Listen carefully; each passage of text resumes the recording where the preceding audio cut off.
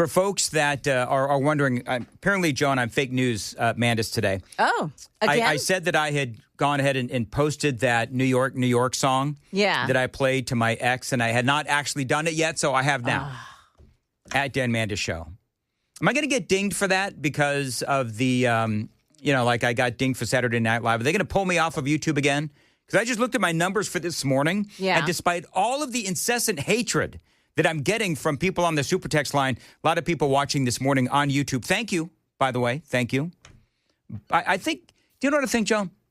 I think I've got like a love-hate relationship with the listeners. They love to hate me. They just love to give you a little nudge in the side. A little nudge in the side? It's more like a kick in the crotch. Hey, speaking of which, Matthew Hurtt is joining us. Matthew, how are you? Dan, it's great to be with you from our live hit studio. So your folks watching on YouTube can see my potato face. And the question is, am I wearing pants? Well, are you? I am wearing pants. Now, Joan, I think that may border on sexual harassment, asking a man if he wears pants, is wearing pants. Well, report me to HR.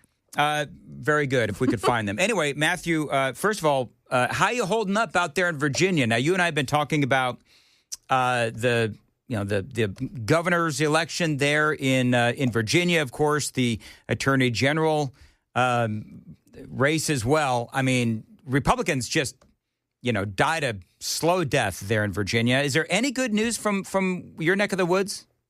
This was a wave election in Virginia. We saw about 300,000 fewer Republicans turn out in this election compared to the 2021 gubernatorial election. We saw about 250 or 300,000 more Democrats turn out. I think many of those certainly in Northern Virginia, but in almost every locality and jurisdiction. And then if you were to compare 2024 to 2025, which is not an apples to apples comparison, it was about 600,000 fewer Republicans turned out than did in 2024, and I think about 500,000 more Democrats. So this is a significant shift in the electorate.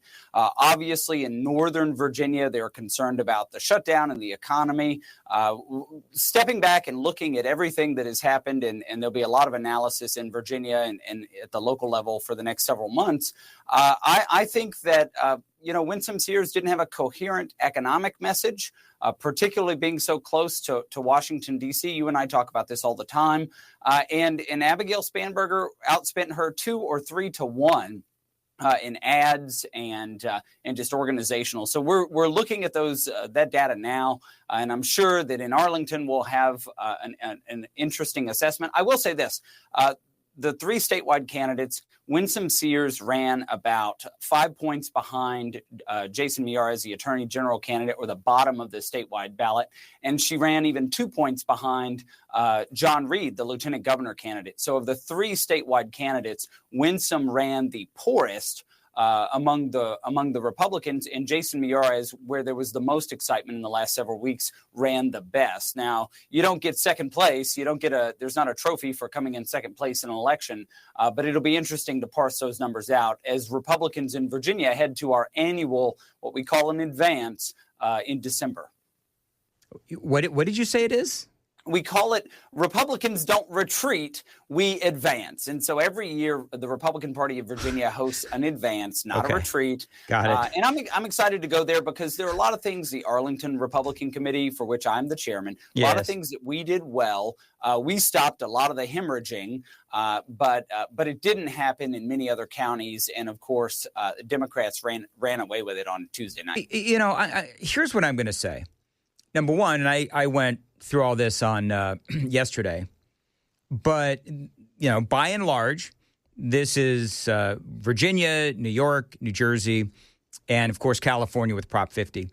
I wasn't expecting any huge victories. I do understand there were some local races as well across the country that also went Democrat, I think like school boards and that kind of stuff.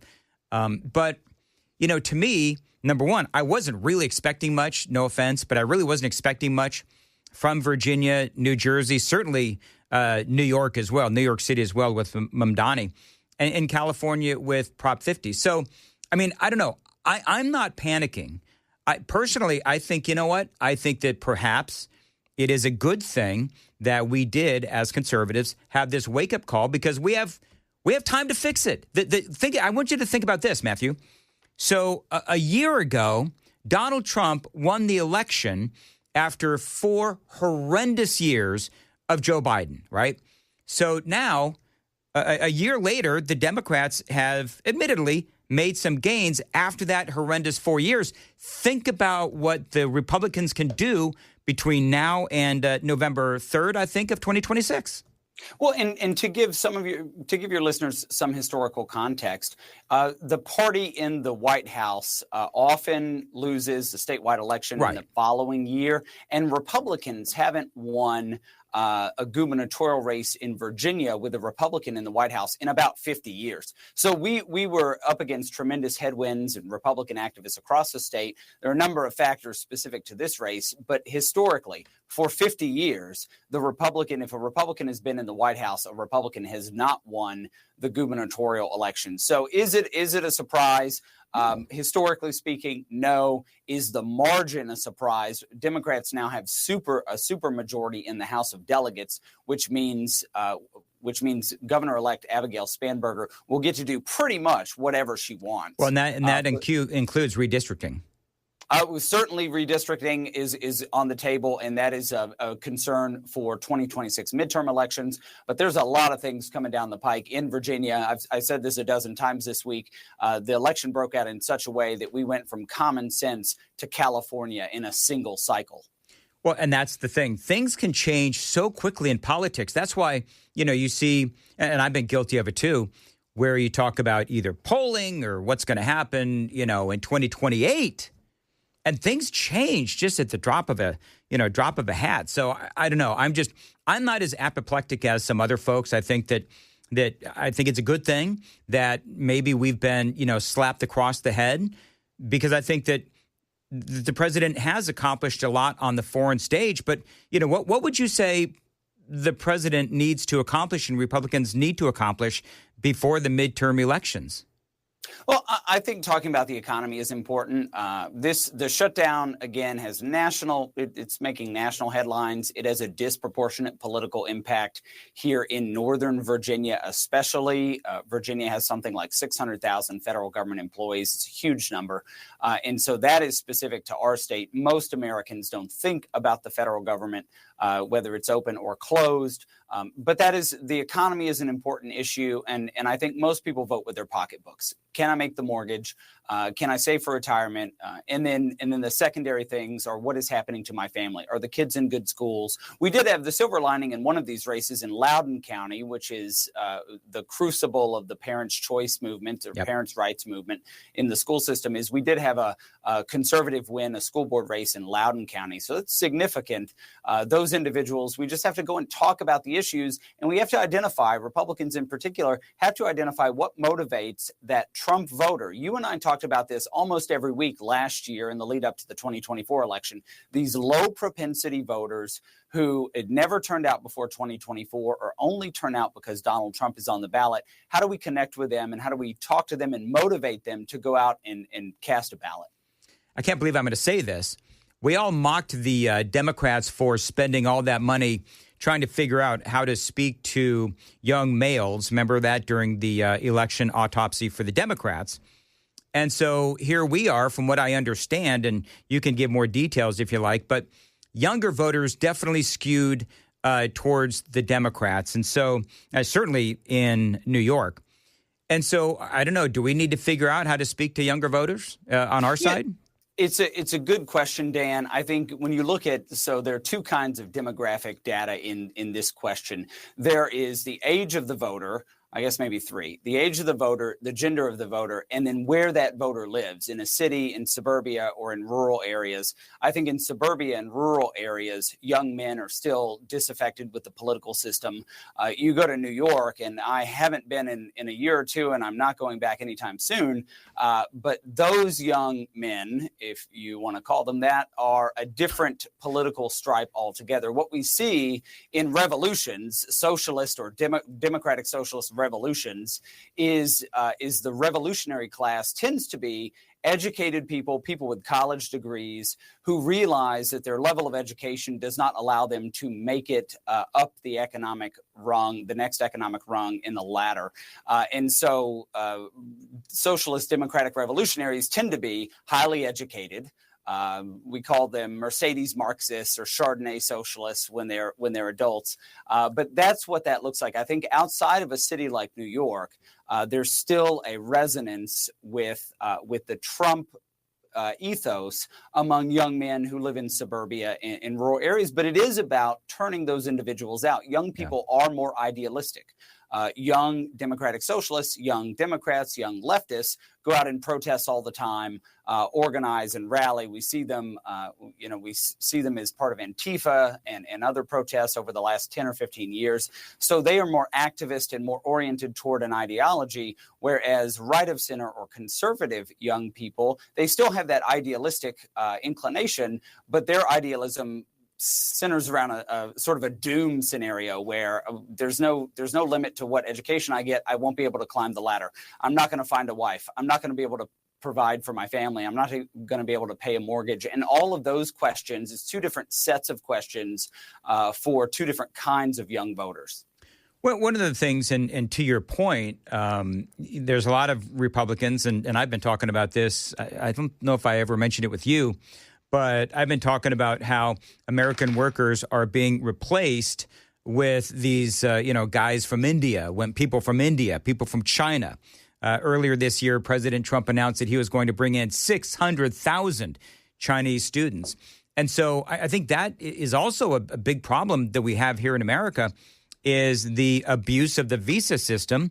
And we see what's going on in California with all of these truck drivers that are from India and other places where, they can't speak the language and they can't read the signs, yet here they are in California getting these visas and then allowing them to drive with the CDLs and so forth. And the same thing is happening in tech where their jobs are being either eliminated via AI or you got all these people coming in here from India on these visas and there's a lot of fraud. And they're taking the jobs of Americans, hardly America first. J.D. Vance has been talking about this as well. And I think that the Trump administration, even though they've been trying to deal with this, there's a lot to unpack there, which, maybe I'll do that another time. But he's got a lot of work to do on several fronts. I'm not going to be Pollyannish about this. Well, and the question there, Dan, is does an H-1B or a visa-holding immigrant who comes to the United States to work, are they at economic parity with somebody from Ashland City or from Dixon or from Christiana? Is an employee, if I'm looking to hire somebody and the starting salary is $120,000, which is high for those markets, is it $120,000 for an American employee or is it $120,000 for a visa-holding employee? What are the factors there?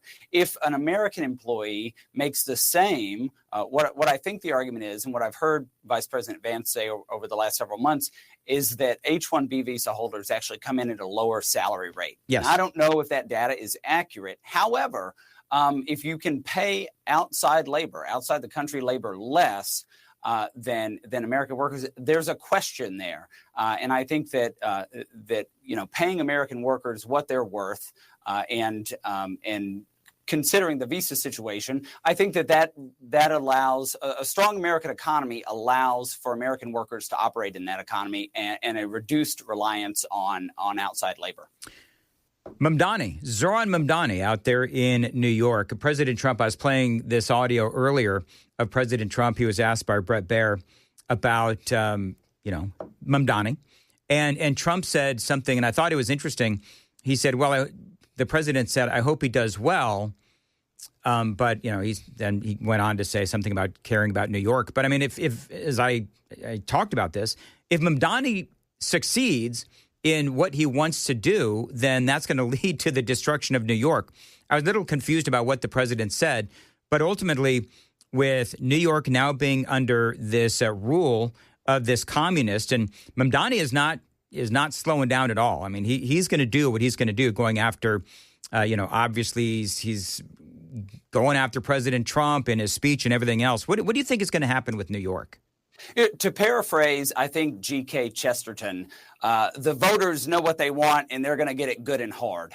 I think this is going to be a wake-up call to New York. There is no way that you can enact many of the policies that Mamdani wants to enact and keep a city that once was so prosperous as prosperous. There's no such thing as a free lunch, and I think that New Yorkers are in for a tough time. And what's going to happen is a lot of high earners are going to flee. I heard Governor Lee's message. Yep. They're going to go to Florida. They're going to go to Tennessee, which has no income tax, and they are going to vote with their bank accounts, and that means many people are going to flee New York, and then there will be nobody to pay for the policies that Mamdani has promised. See, one of the things that I believe, and I said this yesterday, and I've been saying this for years when we see these kinds of things, is the Democrats are going to do what Democrats are going to do, and look what happened with Joe Biden. That 4 years of Joe Biden was a complete and utter train wreck by every single metric. And so what happens? Then the American people see that and they vote for Donald Trump. I think with Mamdani, I think that if New York is going to be the train wreck that it is going to be, and he is going to be really effectively the leader of the Democrat Party, I think ultimately this could be for the good of Republicans.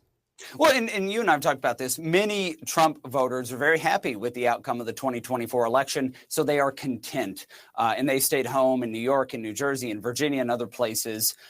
Only when there is a frustration does the average, low propensity voter turn out and vote. And so in New York and in Virginia and in New Jersey and perhaps even in California, there will certainly be that frustration. And hopefully in the next election cycle, those individuals who stayed home will turn out. Going to be interesting. All right, did we miss anything? Where are you at on eliminating the filibuster? I thought more about this after our last conversation. I believe in the institutions, and I think that the filibuster is an important stop. It's an important firewall in the Senate. I think we got to keep that. All right, to 724 Nashville's Morning. Matthew Hurtt, thank you very much. How can people follow you on X? I'm on X at Matthew Hurtt, MattheWHurtt. All right, we'll talk soon. 724, Nashville's Morning News on Super Talk 99.7 WTN. Super text line is open, 615-737-9986. I have posted to my X feed the New York parody with, the Frank Sinatra sound alike to my X feed for all you people that are asking. I know. I said it before I posted it. People went to X, Joan, and they didn't see it there, and people are all upset with me. I can't win today, Joan. Dan. Number one, I thought it was, Wednesday. It was actually Thursday as I was driving in. That's number one. Number two, Matthew Hurtt has a far better setup than WTN does, and we're a multi-$100 corporation. You also dissed me at one point this morning. I wanted to remind you. You're gonna go back to that? Well, you're gonna get a call back. You're gonna break the golden rule of no callbacks for radio, just so that you can remind me that I was wrong. Just to rub your nose in it. To rub my nose in it. That's it. Next thing, you're gonna get a newspaper and swat me on the head. I'm done with both of you. All right. By the way, did you catch my joke about the company? Yeah, I did. The multi-$100 company? The multi-$100 That's funny. Come on, man. Yeah, okay. See, I made Sam laugh. Sam knows more than anybody. 725, Jones got the news, Joan. Yeah, we'll tell you which airports are expecting their flight capacity to be cut by the FAA. Also, why the mayor of a small town in Kansas has just been charged with 6 federal felonies. Those stories coming up at 7:30 on Super Talk 99.7 WTN. See, some companies are like multi-million-dollar companies. And some are multi-billion-dollar companies. And then there's ours. Yeah, multi-$100. See, I thought it was funny. Whatever. We talked about this before. And J.D. Vance was the first guy to call this out, and I loved it. And by the way, this is audio only. I apologize. Audio only, Sam. But there's this program in our government. It is called the OPT program, Optical Practical Training. Now, this is where a lot of this fraud does happen, and this is how we are selling out our young adults. And so if y'all want to know, all right, so let's lick our wounds and figure out where we went wrong earlier this week. One of the things that we're doing and continue to do under Trump is selling out our new American graduates. And so what is this OPT training? Optical practical training. They call it student training. And what it does is it allows foreign students to come to America, come to our schools, and then while they're here, they get some practical training, right? But then these foreign students end up undercutting and replacing American workers for cheap labor. And for a lot of students, a lot of American students and recent graduates, I mean, obviously, it's infuriating. And for a lot of these folks, they don't really know what to do. And it is incredibly sad. And so the more that we see this happening, the more that we realize they are being sold out. And by the way, just so we're clear, the Trump administration is trying to fix it. They're trying to fix it in court, but, you know, of course, they're getting all kinds of pushback on some of the things that they're trying to do to fix this problem. But J.D. Vance talked about this the other day. Now there is a displacement that I worry about, and I was frankly not even aware this was an issue until a couple of weeks ago, and I'm trying to dig into it a little bit, which is where, on the one hand, you see some Silicon Valley technology firms, especially the big firms, say that they are desperate for workers, that they can't find for workers, that they have to use overseas visa programs to find workers, and yet at the same time, the college-educated employment rate for STEM graduates in this country seems to be declining. Yep. Yeah. I mean, he said that, and of course, I played that audio a couple of months ago because I think it's very important audio. They say this is rampant in the tech industry right now. You want to know why young Americans are ticked off? It's because they're graduating. They are mired in this debt. We remember what we said a couple months ago. We told them to go into tech. We told them to go into STEM, only to screw them on the other side by bringing in all these foreign workers. And there's all kinds of loopholes as well. So the more that the Trump administration is trying to stop and prevent all of this from happening through, you know, various bills and legislation, there's all of these hidden loopholes. And so they're trying to plug all the loopholes. But again, it's rampant in the tech industry. The entire tech industry is basically firing or not hiring American workers, including recent college graduates. And they're hiring these foreign workers through various programs that essentially are allowing all of this, whether it is this OPT program or the visa programs. And there's various visa programs. You see some big tech companies where they'll lay off 9,000 workers and then they'll apply for a bunch of overseas visas. And I sort of wonder, that doesn't totally make sense to me. The math doesn't. That displacement and that math worries me a bit. And what the president has said, he said very clearly, we want the very best and the brightest to make America their home. We want them to build great companies and so forth. But I don't want companies to fire 9,000 American workers and then to go and say, we can't find workers here in America. That's a bullshit story. You know what they're doing, by the way? So one of the things that these tech companies are doing is they're actually posting for these jobs, and they want these employees from America that are trying to get jobs with them. They're telling them, get this, to mail in, snail mail in a resume.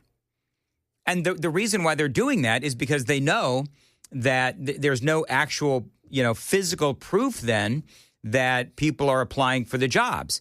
And so then they can say, oh, well, nobody applied. We didn't get enough applicants. And so then they can bring in all these people from India. So our college graduates, they're battling automation. They're battling artificial intelligence. And now they're battling against our own American government and companies who are not looking out for them.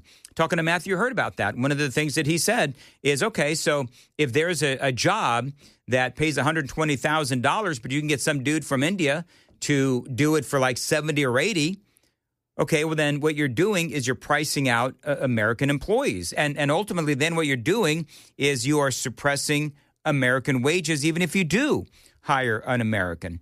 And so this OPT program, OPT program, really is like a training ground for replacing American workers. You've got hundreds of thousands of these workers that come in through this program using the H-1B visa program in the process, and then you have entire industries literally wiped clean of American workers because they bring in all of these foreign workers. And J.D. Vance knows that. What did Microsoft say when you brought that up with Microsoft.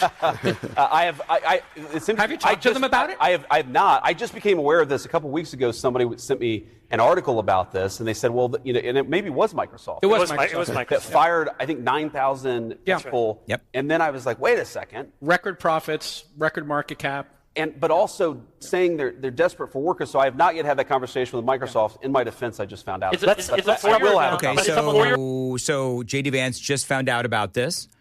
I hope he's going to continue to call it out. One of the earlier audio bites that I played that was video as well was a more recent interview that he did on Newsmax. Another guy that is calling this out, and I appreciate that he is Ron DeSantis. But is that good policy for us as a country to have Americans put out of work and then to bring in H-1B visa? And then they do chain migration from the H-1B. So the H-1B is bringing in other folks. And it's almost like indentured servitude because you can't leave the company. And so these companies love it because they save a lot of money off of it, but that's not putting the American people first. And so there's a whole host of, I think, really important issues. And the way I view it is we're a country with borders and sovereignty. And if you don't have that, then you don't ultimately have a country. We, the American people, decide who comes and who doesn't. And you can do that however you want. So, again, President Trump, J.D. Vance, they're going through the process of dealing with lawsuits and trying to close those loopholes. It's going to be a process. But President Trump, and it's interesting, I've got, you know what? Hold that thought. Because President Trump said something yesterday to Bret Baier that absolutely floored me.